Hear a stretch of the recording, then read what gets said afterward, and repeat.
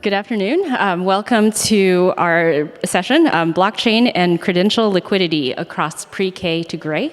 My name is Sharon Liu. I'm an executive in residence at Jobs for the Future, and I am joined by the Texas Rangers. We just got a nickname for ourselves just now.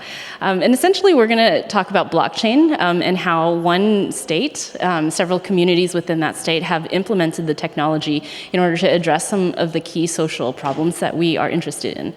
And I will allow them to introduce themselves. We'll go down the line in just a minute. But since this is a blockchain session, I just wanted to do a quick poll. Sorry for all of you who are participating virtually. But for those in the room, raise your hand if you think you know enough about blockchain to have a conversation about what is blockchain. So who knows what is a blockchain? Okay. So I will just say very quickly to everyone else, blockchain is basically a chain of blocks. And I will allow the technology experts on this panel to elaborate on that further. But I will also say that I think we sort of tricked you. Blockchain is very shiny. We're at a technology conference, but we're not principally going to talk about Bitcoins and blockchains. We're going to talk about the social impact that these kinds of technologies can have. So we'll lead with that, and then we'll get into the particulars of the technology. And I think one of the things that we wanted you to take away from this is that these are the Texas Rangers, but you don't have to be in Texas to implement something like this, but you do have to work on a team. And I think one of the things that we'll talk about is some of the characteristics of the relationships in the community that allow this kind of project to be successful, as well as some things for all of you to think about as you are starting to think, is blockchain right for me? And sort of a sub-point on this is that I'm joined by many administrators. So if you are concerned that technology is going to be difficult because you have to sell it to your administrators, I think that you can take hope that there is a way to explain to people easily why this technology is important to them. So that is a lot of things. And so I will turn it over now to the panel. And let's just start a little bit with the context for this panel and this project. And I'll turn it over to you, Joe, to quickly introduce yourself and set the stage for us about what we're trying to accomplish. Okay, thank you very much, Sharon, and it's great to see everyone today. The Dallas College in Dallas, Texas, used to be known as the Dallas County Community College District, and we serve roughly 150,000 students a year within the North Texas community. And we've really had been focusing for a few years on addressing issues of inequity within the community, income disparity, looking at how we could ensure that individuals that had historically not participated in higher education could get engaged and not be left behind in the process. But what we understood is that our organizations, while we're all collaborative, they tend to operate very autonomously. And it's those that autonomy that creates the greatest challenge for students trying to navigate through the system. As I talk about this a lot, that no one owns handoffs and no one owns transitions. And what we were really looking to do is, could we help students manage those transitions better through the use of technology, and that's really where Manoj, Kutty, and GreenLight came in as we were looking for solutions to allow students with their phones, which they virtually all have, to be able to apply to college, to be able to apply for jobs, to go from high school to college to community college to university into the world of work with they're using tools that they have literally on their phone without having to ask additional permissions, without having to jump through the hoops. And that requires both collaboration on the part of the institutions, but also a trusted partner that creates a trusted platform that we can work from, which is really how we came together working collectively to solve the problems for individuals, for employers, and for our greater community, at the end will provide greater opportunity for everyone using the technology backbone. And just one kind of comment there that in higher ed, there are very few B2B or B2C engagements. Most technology is vertical. And so this creates an opportunity to work across systems in ways that we haven't before. Thanks, Joe. I think you bring up an excellent point. This is a way for us to work across, the technology provides a way for us to work across systems. And on the end here, Michael Hinojosa is from Dallas Independent School District. Would you share with us a little bit about the students that you serve and the ways that you hope to, ease their handoffs and the transitions that they face? Oh, thank you. I'm Michael Hinojosa, superintendent in Dallas again and still, and maybe for just a little bit longer after I took on the Texas governor. So y'all may have watched him on CNN yesterday. But the point is that we never apologize for our demographics in Dallas, but we're the tale of two cities.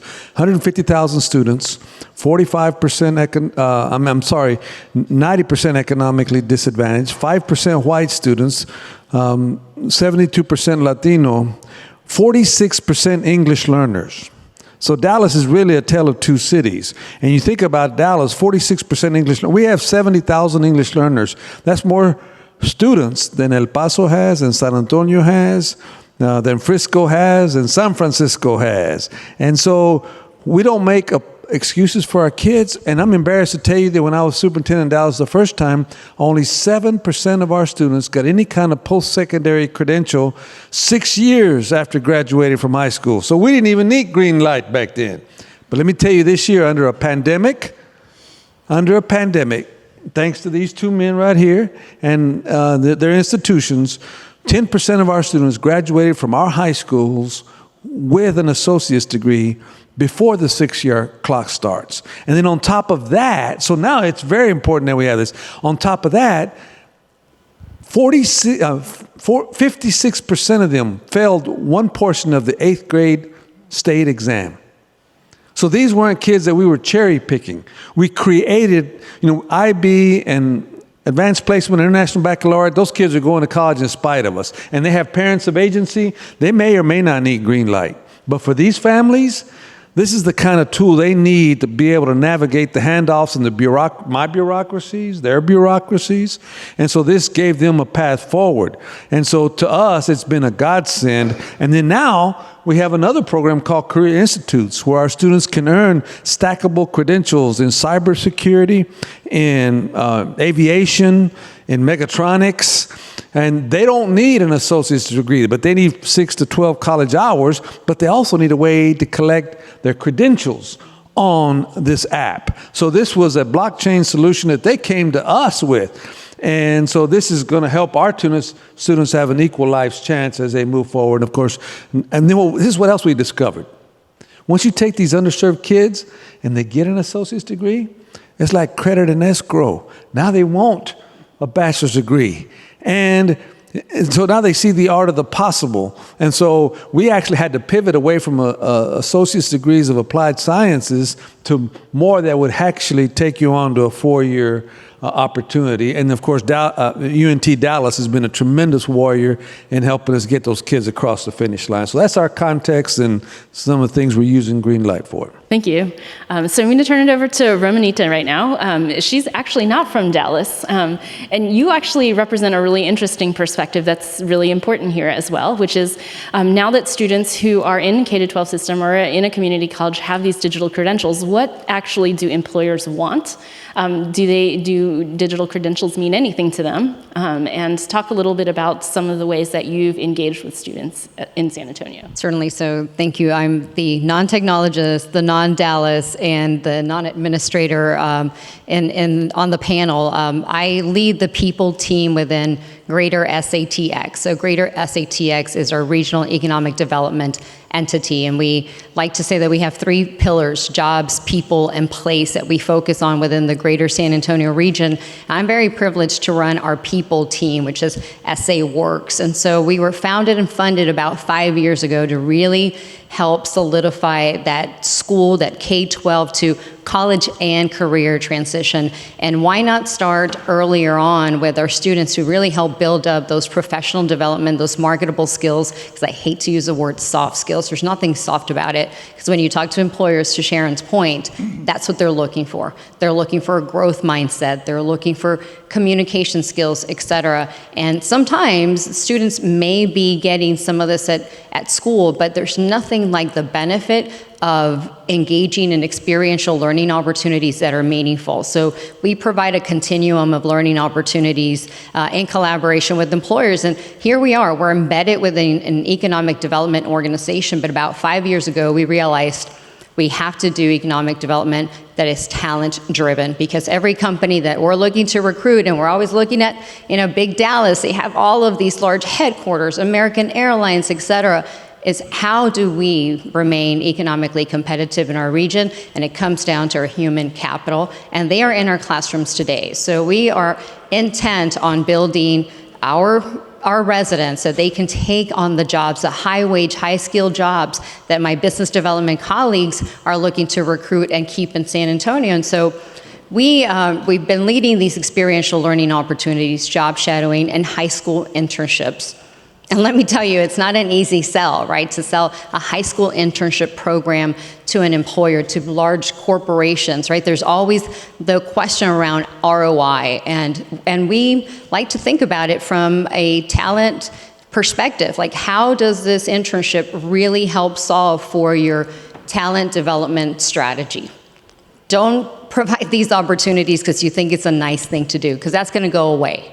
We need to make sure that it is a talent-driven opportunity. And so we were utilizing off-the-shelf programs to provide this job matching. And you can imagine, it's employers. We almost have to really work with the employers to teach them how to take a job description and modify it so that it's relevant to a high school student, and then also how to read a resume of a high school student that doesn't have, obviously, all these years of experience, et cetera. And we were using off-the-shelf technology when we started to look to our friends in the up north with Dallas, and we saw what GreenLight could do, and that it could provide also a closed environment, which is really important for us, because we want to make sure that it's only high school students in the San Antonio region that are applying versus adults or college students. So we wanted to make it so easy for employers to not be inundated with resumes that were just not relevant, but we also wanted to ensure that we were looking at trends and demographic data in terms of, are we serving the students we want to serve? To Mr. Hinojosa's point is, we need to build social capital for the students who don't have mom and dad at home who can call their friends who are lawyers and doctors and say, give my daughter an internship. That's not necessarily who we want to solely serve. And so really working with the GreenLight team, they were able to provide this closed environment where we know we're only serving high school students around the San Antonio region, and then being able to really disaggregate data around even zip codes of the students and ensuring that we're serving the right zip codes. And if we're not, then how do we mitigate for that? Thank you. So our next panelist is Dr. Bob Mong, who is the president of Unt Texas. And so Bob, a lot of times when we talk about credentials, especially in a higher ed context, we think about the degree, whether it's an associate's degree or a bachelor's degree. But you all have also started to think about like credentialing other things as well. So as you think about this pre-K to gray spectrum, tell us a little bit more about UNT as a traditional four-year institution, but also how you've started thinking about different kinds of credentials. Thank you. Well, first of all, we have an unusual strategy. We're hyper-local. So UNT Dallas is 95% Dallas and the inner ring suburbs, a little bit in Tarrant County, a little bit in a couple other counties, 95% local, narrow and deep. And so we recruit our students from that area, and we create our partnerships in that area, which led us to Joe May and to Michael Hinojosa naturally, and then to GreenLight and Manoj. So that's kind of who we are. Our track record in the last 4 years is that through this strategy, we've become the fastest growing of Texas's 38 public four-year universities. Our student, and we've done that by providing wraparound services, a welcoming environment for first-generation students, for the most part, high Pell Grant, Texas Grant eligible students. And so what we found was that that led naturally to working closely with the community college and Dallas College and DISD in early college high schools. There are a lot of much larger universities than we are. Nobody else does early college high schools. We have learned so much doing that, and we solve problems together. So a few years ago, Joe invited me to a meeting because he knew that I was concerned about all the things that stand in the way of first-generation students successfully navigating post-secondary. And he and I talked about, we want an Amazon-like solution that's as friction-free as possible because it doesn't take much to throw them off.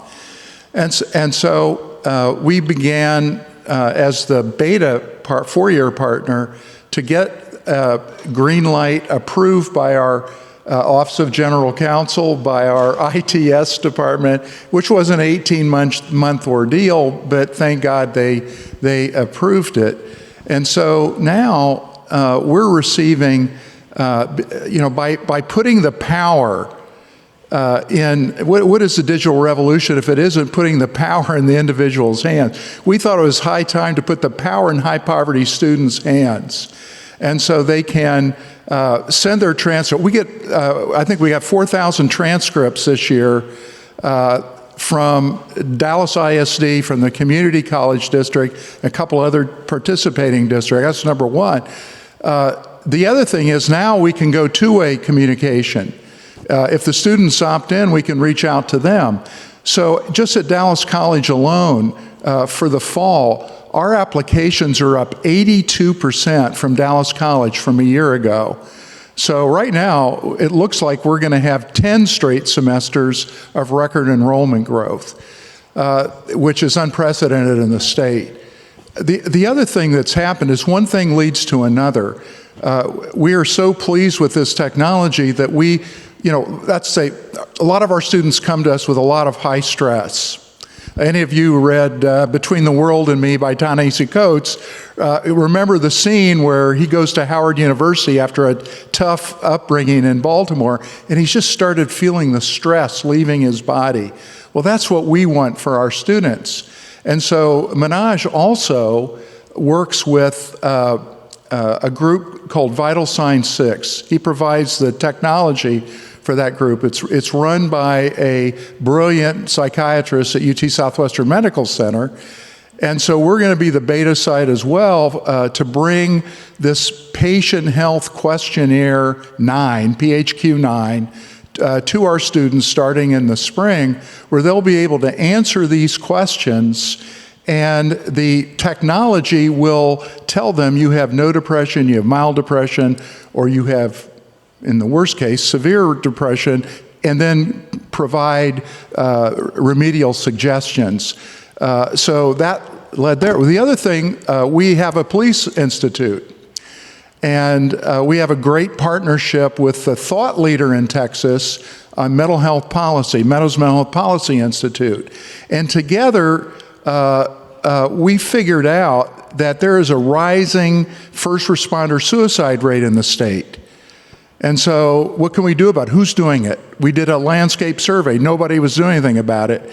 So we went to Jane Nelson, a powerful state senator in Texas. MMHPI and us helped draft a bill. It passed. And now little UNT Dallas is going to be standing up first responder networks in geographic appropriate parts of the state. And we'll start with a pilot in North Texas and another one in Lubbock in West Texas. So those are some of the ways that this technology, one thing leads to another to help solve problems for students and professionals.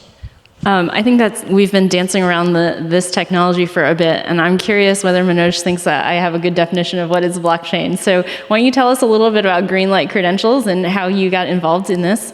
And then, I think an interesting follow-up for you, Joe, is how do you start explaining to people why they need blockchain? I love the chain of blocks definition, so we'll go with that. Let me run an experiment. If you pull up your cell phones, mobile phones, and open up your LinkedIn app, and just look at the first friend or the first contact that you see, and ask yourself, are all the records that that person claims to have achieved, are they real? Are they true? A previous company that I had, I sold it. I was working for Barnes & Noble Education, and the chief legal officer came to me and he gave me a crazy stat. He said that 58% of all the records that Monster receives has some element of fraud in it. If it's not easy to verify a background credential, there is really no incentive for somebody to be truthful about it. You should ask yourself, are you truthful? And if so, why? So blockchain, what it does, in a sense, is really makes it possible to secure verified records and give control of those records to you, the individual, so that you can share it with any third party sitting at 11 o'clock in the evening in your bedroom. And we have seen that happen over and over again. The students from these institutions, they're alums, they pull their records, and there's this big spike sometimes on a Sunday evening, and I keep wondering, why are they not seeing television? But the ability to give control to users to direct their records is really the fundamental reason why you should use blockchain. The secondary benefit is, of course, driving greater opportunities. As students can get access to all of their verified records, and a blockchain, of course, it's like Sharon said, it's a chain. Not just a student is at Dallas ISD, they could have their records, transcripts. They could get their meningitis shots. They could get their mental health records. They go to Dallas College. They could get their degrees and diplomas there. They see all of their verified records in one place that they can instantly, securely share it with any third party. Now, if Dallas ISD, for any reason, were to go out of business, could happen. Those records would be safe. Those students would have access to those records at any given point of time. And it's peace of mind and all of those great benefits. GreenLight enhanced this technology to make it also possible for when students have access to all of their records through their consent mechanisms to be matched to opportunities, whether these are college opportunities, whether these are scholarships or jobs. And again, the idea is that institutions are hard-pressed today to provide that support and advice and guidance to students in their college-to-career journey. And what GreenLight can do is basically move the incentives. A college wants to enroll students. An employer wants to find talent. A scholarship provider has lots of money, and they want to basically use that capital effectively, distribute that capital effectively. And they can wait for somebody to apply to them, or they can go out and find those people, which is really what a technology like GreenLight can actually foster those connections and networks. So I'm curious, how did you start explaining to other administrators that they needed something called a blockchain? Well, I like your definition better than the way I approached it. But the idea, what we really did was start with the problem that existed. Here, individuals had an incredibly valuable credential or record that was difficult for them to access and use. You rarely see somebody standing at a bank counter crying because they can't access their account, because you got to have all kinds of ways to do it. But we would see students standing there crying because they needed their transcript to get a job, and that if the institution was closed spring break, guess what? They waited till after spring break. If it was closed for the holidays, they had to wait. So we were really looking at technology that could create the trust, which when we get to blockchain, that's really what it's all about, is within that chain, every single transaction is recorded in such a way that it's easily to be verified, to be trusted, so that's been the biggest barrier, right? Manoj said it. You can't trust records. You can't trust. That's why institutions don't let you hand deliver your transcript for official use, because you could alter or change it. So now, through blockchain, you have something that's immutable. Once written, it's not going to be changed.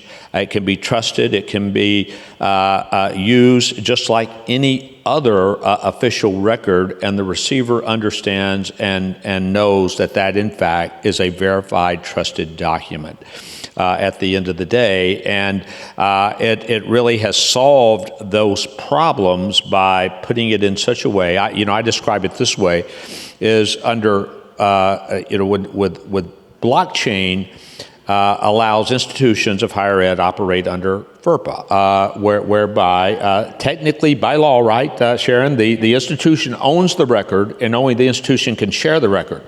But blockchain allows that to operate like HIPAA. You still, it's transparent to the student, but they are, in fact, just like you would your health record, able to share that and use that going to different institutions, to jobs, and use it in that way. So it really does create that trusted framework that both the individual, the institution, the employers, and the end users can all trust and know that these are verified documents. Thanks, Joe. So, Bob, it took you 18 months to get approval to do this. Tell us a little bit about what people can expect if they're trying to go down this road too.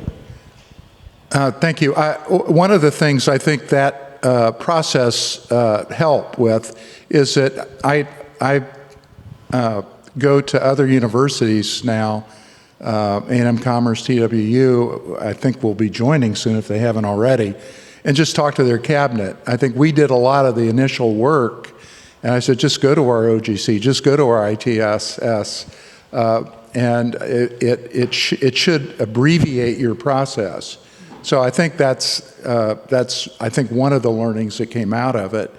And the other is that it gives the whole institution a sense of assurance that once that scrutiny has been exercised, and there was a lot of it, then you kind of feel, okay, now we can be creative and actually get on with business. So something that's kind of interesting is that for the internship program as well as for Dallas ISD, you're actually working with minor students. So did you tell us a little bit more about were there extra considerations or how those partnerships could be formed? Man, one of the biggest things we had to overcome was our own school board, because we had to have data sharing agreements. And there was such a low level of trust that we were going to violate FERPA, and that, and especially if, we had to collaborate with other entities. And so that was one of the biggest hurdles to overcome.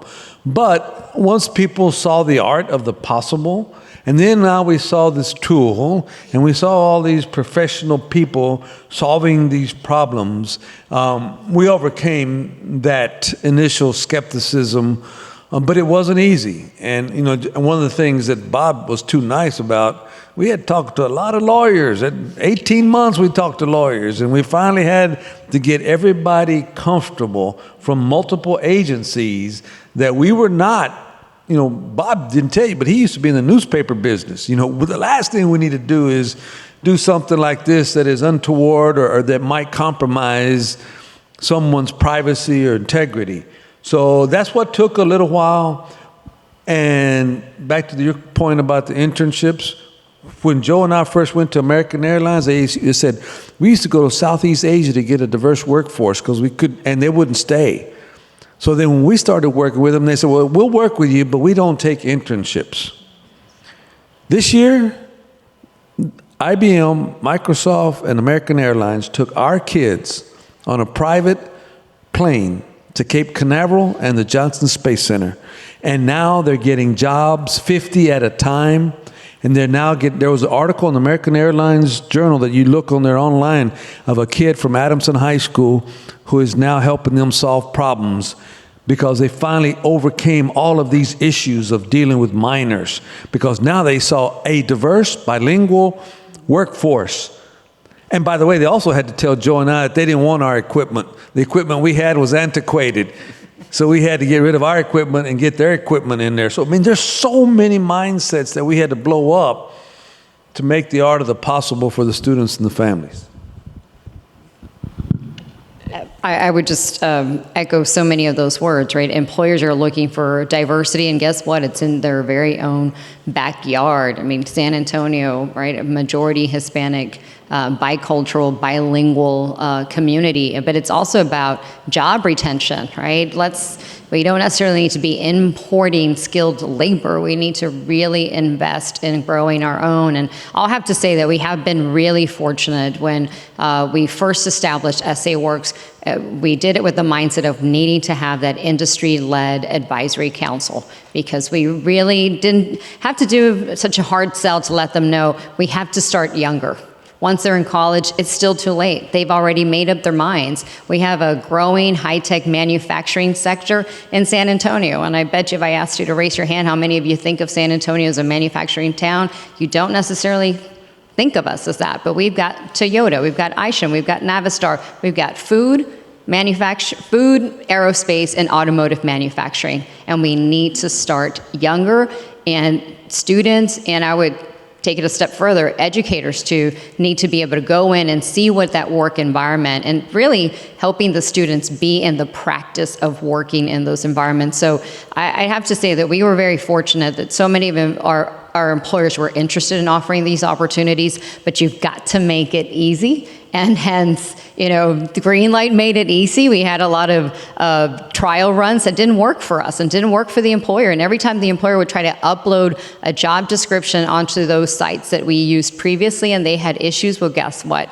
They were not going to re-engage. And so we really needed to facilitate from a technology perspective, the fact that they could upload that, make it so seamless for them to go in and see, who were the students who were interested, but also for the students. I'd have to say, our program is an out-of-school program. This isn't run through any one of our school districts because, by the way, we've got about 17 in the San Antonio, Bexar County area, so that makes it really challenging, and we want to be able to serve all 17 school districts. So really when students take ownership and they say, I want to apply outside of their teachers supporting them or their counselors getting them to apply, there's a real sense of ownership and responsibility that I think employers admire. And to Mr. Hinojosa's point, then they just start hiring locally, and that's really one of the main objectives. Just a brief comment. Any change requires committed leadership. This is a problem that most academic institutions would turn around and say, we don't have to solve it. It's worked for the last 100 years. Students, if they had to apply to a college, they had to call a registrar's office. If they had to apply for a job, they had to come, if they were an alum for that matter, they might have to come and hang around outside our offices for a day or 2 days till they get their transcripts. And those are real stories, by the way, that I can relate from some schools. So change just does require committed leadership, especially the first time when something like this is being done. We were incredibly fortunate in Texas to have Bob, Joe, and Michael basically lead very large organizations and pummel them to adopt this technology. And I want to mention that in the midst of COVID, I was just shocked when San Antonio Works decided to run this program and she got 30 employers to participate, offering over 100 internships. And 65 high schools participated in San Antonio. And this year, of course, it has just taken off from there, both in Dallas and in San Antonio. But again, it required that leadership to corral people. It's as much political as much as it is technology. I mean, it goes without saying. Okay, so I think we're getting cues that we should wrap it up. So let's go down the line in the last 1 minute each to say a piece of advice or something that you think would be helpful as other people in your maybe similar positions as you are thinking about whether and how to implement a blockchain-based or a digital credential solution. And I'll say, like, one thing that I've learned on this panel is that I should lie more on my LinkedIn, so I will turn it over. First thing I would say is I think it's important to collaborate. The stakes are so high. Just in Texas alone, Dr. Eric Mann, who is here, who runs economic mobility systems, showed me statistics the other day. Texas graduated 355,000 seniors. It's been growing rapidly. But 160,000 of those, and that's the size of all high school graduates in the state of Florida, have not committed yet to a community college or a four-year or someplace out of state or gone into the military. What that tells me is the stakes are high because we're eating our seed corn, and we need technologies like this that reduce the friction and make it as easy as possible to move on to the next step, because the economic consequences are so great, the life expectancy consequences are so great, and that's why I say, to me, it's a life and death matter. If any of you have any needs or any questions on blockchain, just call us. Don't call anyone else. Oh, man.